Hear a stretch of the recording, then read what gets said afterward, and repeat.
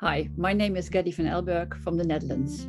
And at the Marketing Analytics Summit 23 in Las Vegas, I'm going to talk about cultural differences and how you can discover them in your analytics data and how you can help your company grow in export.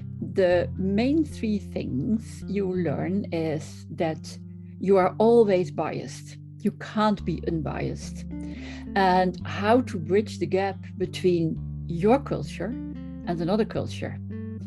A second thing you are learning is how accidental exports, which might happen in your company, might become a spin-off for a real export strategy.